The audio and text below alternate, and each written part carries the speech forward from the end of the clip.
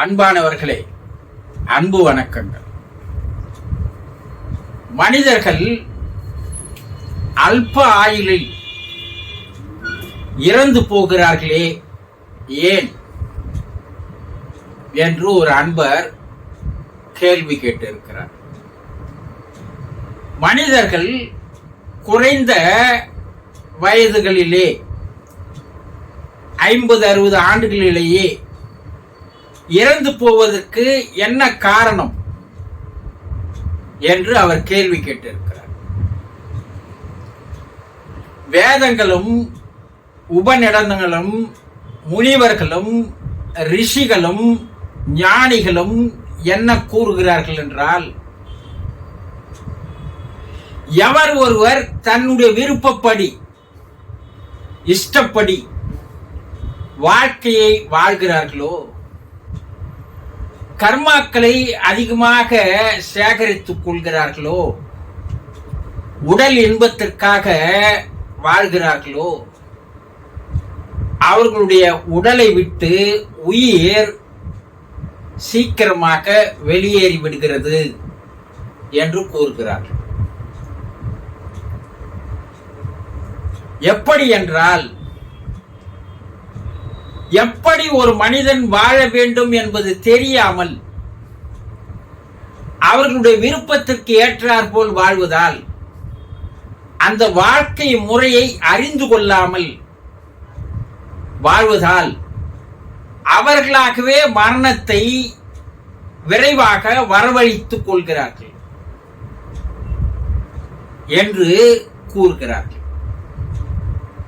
ஒரு எந்திரமானது இருக்கிறது, ஒரு மெஷின் இருக்குது. அந்த மெஷினை நாம் சரியாக பராமரித்து சரியான முறையில் அதை நாம் பயன்படுத்தி வருவோமேயானால் அது பல ஆண்டுகள் நீடித்து நிற்கும், இல்லையா? ஆனால் மனிதர்களாகிய இந்த உடல் என்ற மெஷினை நாம் சரியாக பராமரிக்கிறோமா? அதை சரியான அளவில் பயன்படுத்துகிறோமா என்றால் அதுதான் இல்லை. அப்ப இந்த உடல் என்ற இந்த இயந்திரமானது வெகு விரைவாக பழுதடைந்து போகின்ற வகையில் நாம் அதை அளவுக்கு அதிகமாக பயன்படுத்துவதால் வெகு சீக்கிரமாக இந்த இயந்திரமானது பழுதாகி போகிறது என்பதுதான் உண்மை. ஒரு தேரை, ஒரு பாம்பு, ஒரு ஆமை, 3 விதமான விலங்கினங்கள். நன்றாக கவனியுங்கள். ஒரு ஆமை, ஒரு தேரை, ஒரு பாம்பு, இவையெல்லாம் 200 ஆண்டுகளுக்கு மேல் வாழ்கிறது. 2 அறிவு உயிரினம் 200 ஆண்டுகள் வாழ்கிறது என்றால் 6 அறிவு உயிரினமான நாம் ஒரு 600 வருடங்களாக வாழ வேண்டும் அல்லவா? சித்தர்கள் என்ன சொல்கிறார்கள்?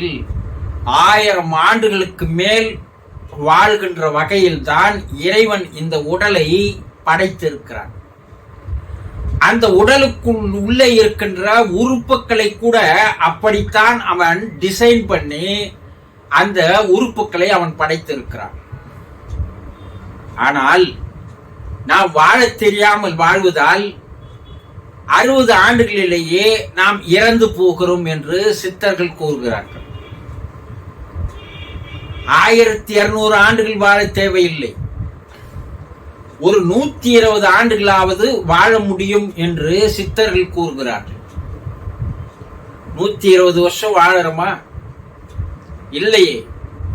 50, 60, 70 வருடங்களிலேயே நாம் இறப்பை நோக்கி சென்று கொண்டிருக்கிறோம். அப்போ சித்தர்கள் கூறுகின்ற முறைப்படி வாழ்ந்தால் இந்த உடல் தளர்ந்து போகாமல் பழுதடையாமல் நெடுநாள் நீடித்து வரும். அதற்கு அவங்க என்ன சொல்றாங்க? உணவு, உழைப்பு, உறக்கம் இது மூன்றும் ஒரு மனிதனுக்கு மிக மிக முக்கியமானவை. உணவு இருக்கணும், உழைப்பு இருக்கணும், உறக்கம் இருக்கணும்.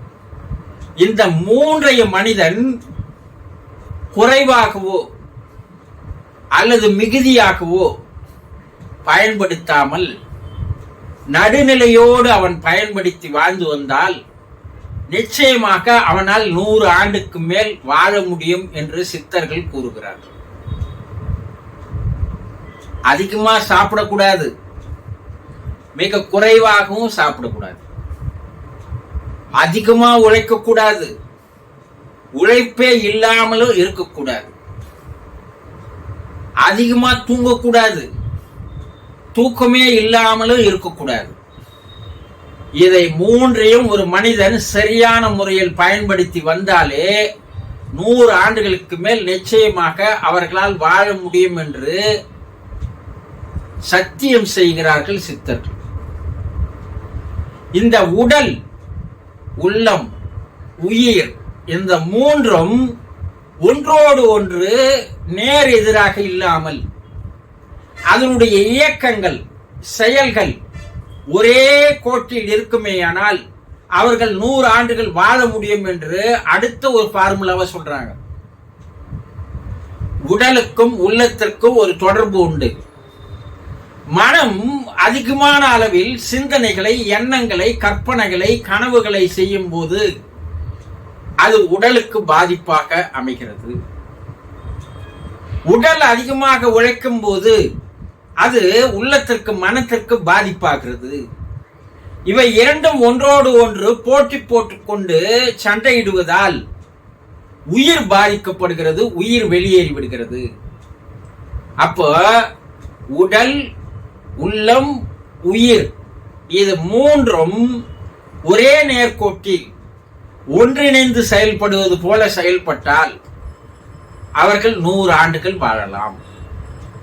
ஒன்று உணவு, உழைப்பு, உறக்கம் சொன்னாங்க. அது அதிகமா இருக்கக்கூடாது, குறைவா இருக்கக்கூடாது.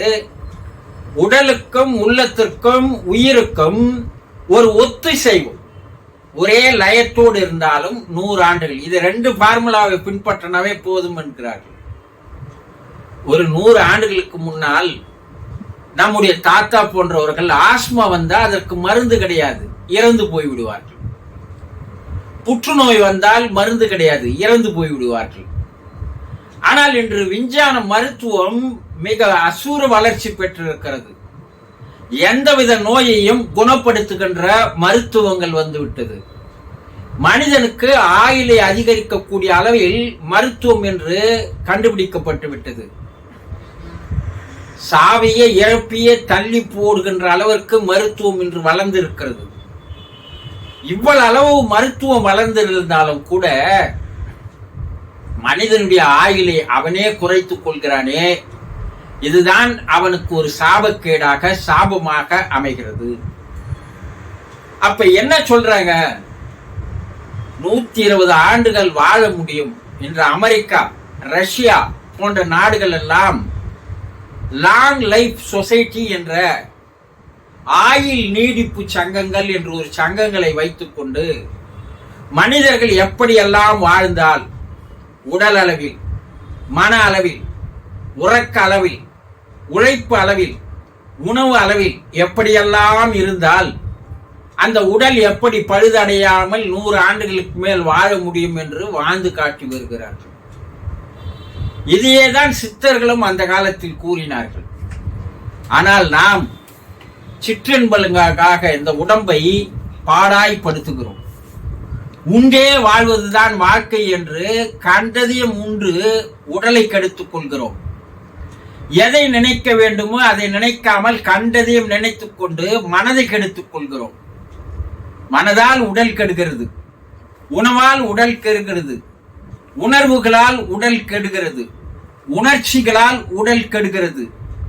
இதையெல்லாம் சிறிது சிந்தித்து பார்த்தால் நம்மால் நெடுநாள் வாழ முடியும்.